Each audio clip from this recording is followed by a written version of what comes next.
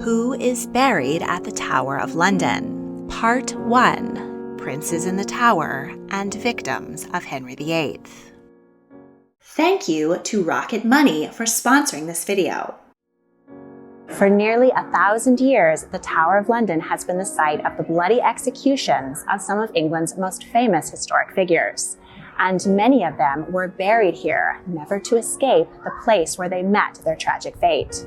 A king, 3 queens, a prince, and many other noblemen and women were buried here. Let's meet them and find out how they met their doom in the Tower of London. The tower was built in the 1070s by William the Conqueror to impose his might on his new kingdom. For centuries, it served as a fortress, arsenal, royal residence, government building, safe house for the crown jewels and royal mint, and, of course, a prison. Monarchs condemned their most important enemies here.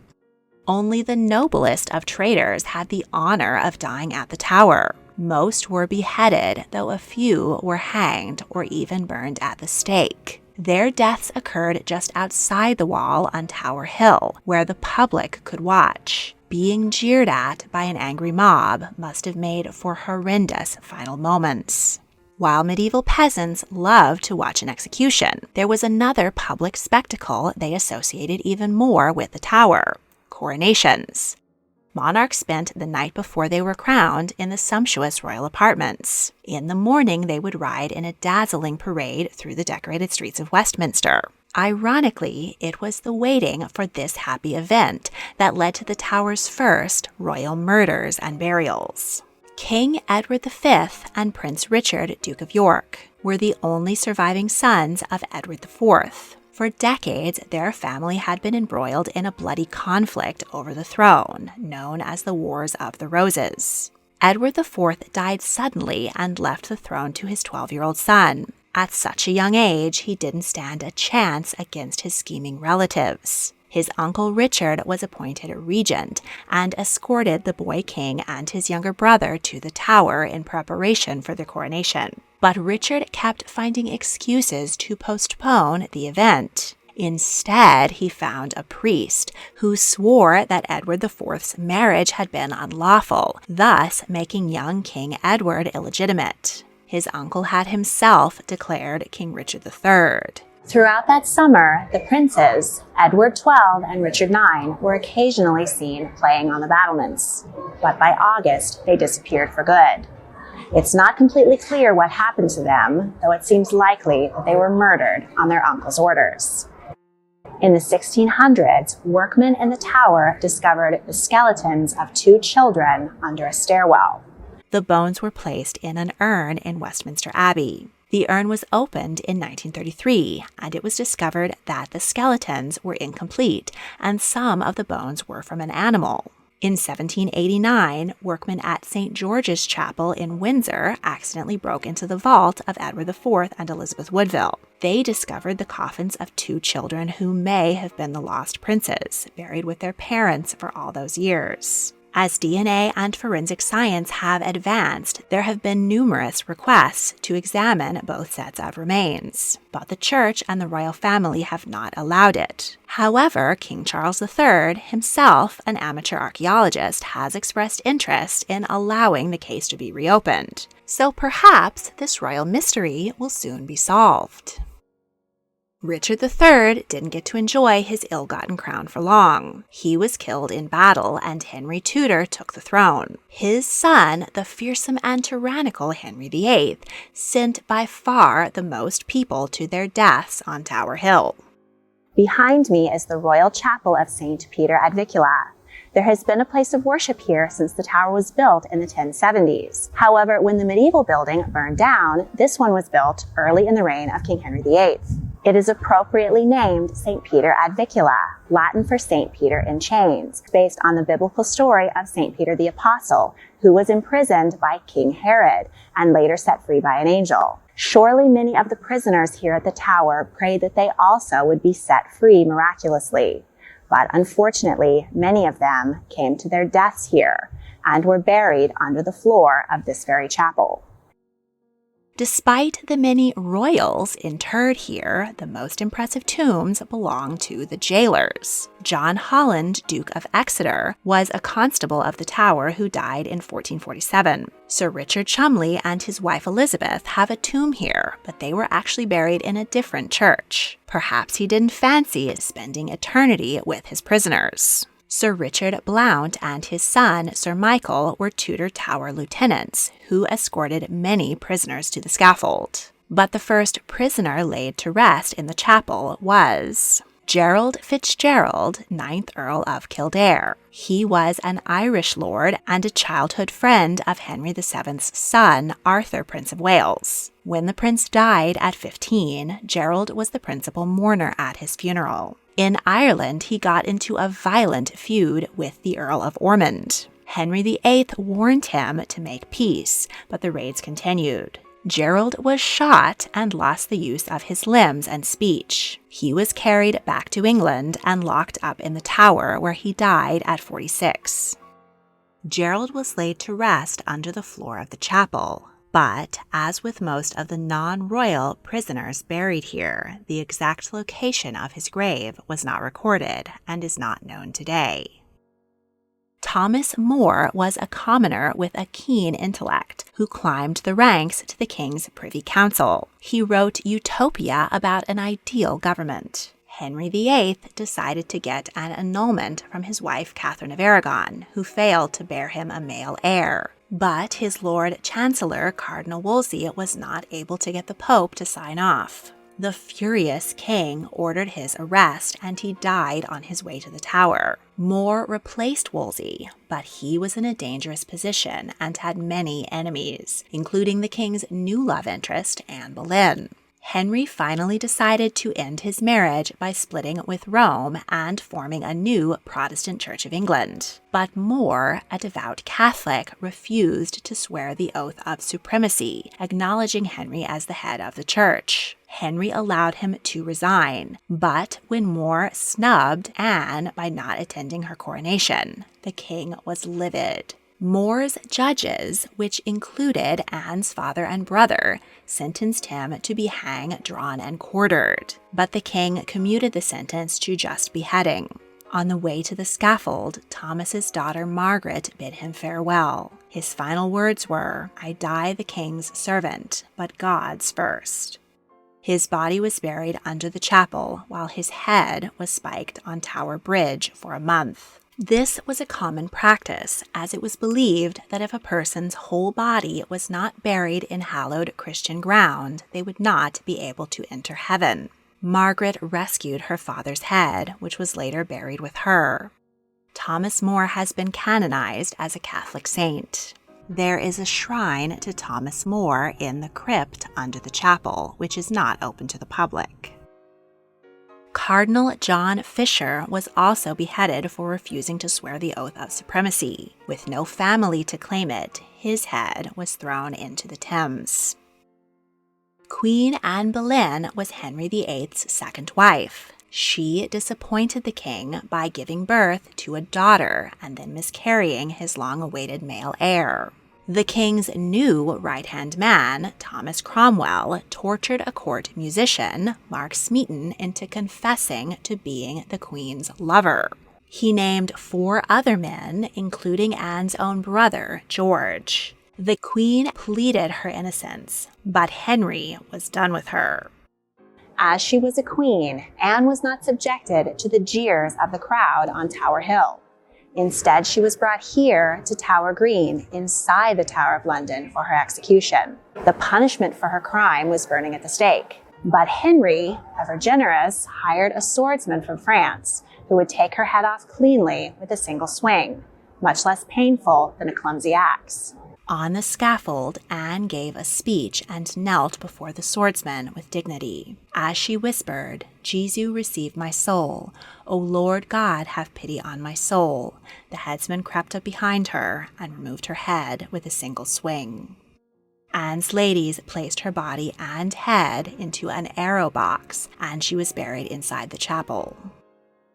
George Boleyn, Viscount Rochford, and his sisters, Mary and Anne, made a witty, attractive, and popular faction at court. George had a brilliant career as a courtier, diplomat, and politician, and was a close friend of the king's. He wed Henry's cousin, Jane Parker. Once Henry began courting Anne, George's career really took off. But in the end, George was used as an instrument in his sister's downfall. Accusing Anne of mere adultery might not have been enough, but accusing her of incest repulsed the court and ensured a conviction. The heads of the 5 men accused with Anne were not spiked on London Bridge. George, who had a title, was the only one buried in the royal chapel. The other 4 men were thrown in a pit outside the Tower wall. Taking my mom to London for the coronation and going to the Tower was an incredible experience, and I never could have done it without being diligent about saving money and managing my personal finance. I used to try and do it all on spreadsheets, but I'm a historian, not an accountant. So now I use Rocket Money. It's your all-in-one personal finance tool. You can quickly see how much you're earning and spending across various accounts and how your net worth is growing. Rocket Money can help you lower your bills by identifying unwanted subscriptions and allowing you to cancel with one tap. I was still paying $10 a month for a streaming service when I finished watching the show ages ago. You can set up budgets and start a smart savings account to save faster for the things you really want. For me, that's more trips to explore history. Download Rocket Money today and unlock even more features with premium. Go to rocketmoney.com/teatime or click the link in the description. And now, back to history. Thomas Cromwell was a self-made man who rose to political prominence. He entered Henry's favor by ridding him of his first 2 wives. The next queen, Jane, delivered Henry's long-awaited son, but she died of childbed fever. Cromwell advised Henry to remarry and add a few spares to the nursery. He sent Hans Holbein to paint potential political brides. From the portraits, Henry selected Anne of Cleves, the sister of a German duke. But when she arrived, the king didn't get on with her. He blamed Cromwell, who was condemned without a trial and lost his head on the day Henry married wife number 5, Catherine Howard. Margaret Pole, Countess of Salisbury, was a niece of King Edward IV. Most of her male kin and their wealth were wiped out in the Wars of the Roses. Margaret was able to marry well, and she became a lady-in-waiting to Catherine of Aragon upon her marriage to Prince Arthur. But when both of their husbands died, the widowed princess lost her position and could no longer support her ladies-in-waiting, so Margaret was again impoverished. When Henry VIII married Catherine, she called back her old friend Margaret and restored her lands and wealth. Margaret was one of only 2 16th century women to hold a peerage title in her own right. The other was Anne Boleyn.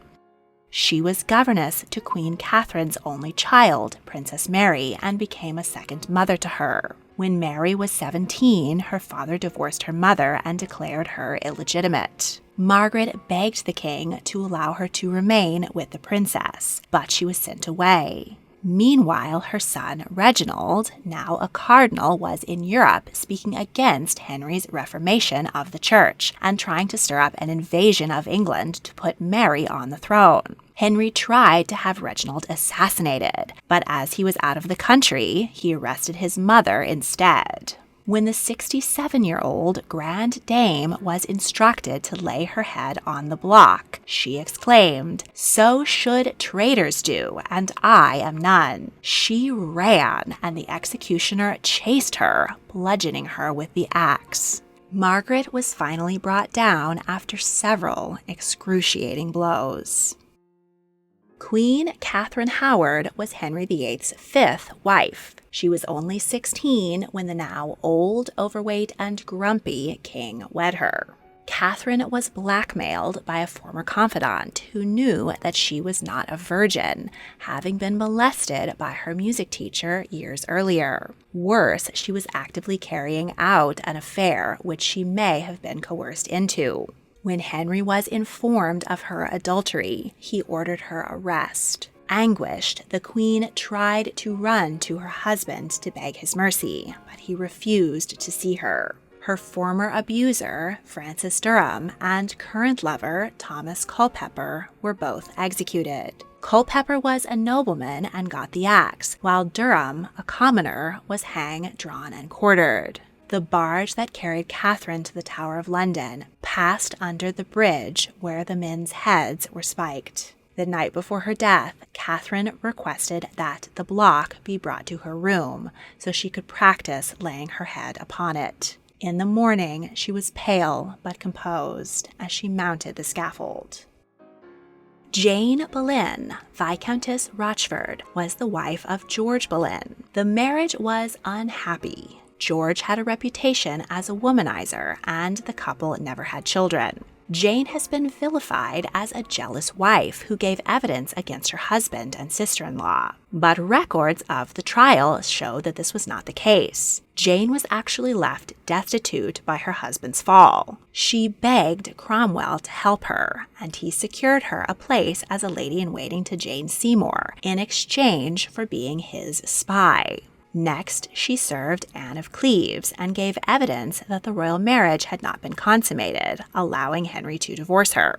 Jane was a cousin-in-law to wife number 5, Catherine Howard, and the pair formed a close bond. It was Jane who facilitated rendezvous between the Queen and Thomas Culpeper. She may have taken this monumental risk because she knew that Henry was impotent. She was, after all, the one who gave evidence that the king had not been able to consummate his marriage to Anne of Cleves. But if Catherine conceived a child, both of their positions would be secure. Jane lost the gamble and was arrested with her mistress. In the Tower, she suffered a nervous breakdown. Tudor law prevented the mentally ill from standing trial, but furious Henry changed the law to ensure Jane was put to death. She was led to the scaffold just after Catherine and calmly knelt down in the Queen's blood.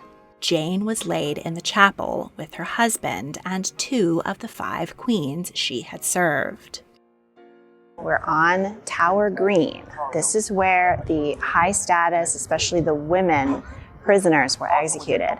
So Anne Boleyn, Catherine Howard, Margaret Pole, Jane Boleyn, Jane Grey were executed here on this spot in Tower Green. Most of the prisoners were executed outside of the tower on Tower Hill, but they had to be subjected to the jeers and the taunts of a massive crowd. So here was the quiet, private place where those more honored prisoners were executed. And you can see here there is a beautiful, very modern memorial to them with all their names listed around.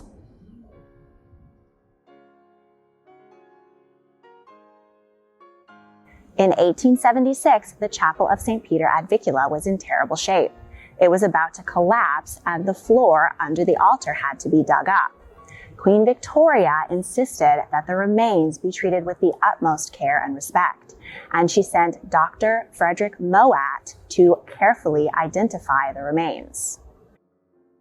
Under the slab marked Anne Boleyn, about 2 feet down, was found the skeleton of a female between 25 and 30 years of age, of a delicate frame of body, and who had been of slender and perfect proportion. The vertebrae were particularly small, especially the atlas. Anne is supposed to have said to her jailer, "I heard the executioner was very good, and I have a little neck."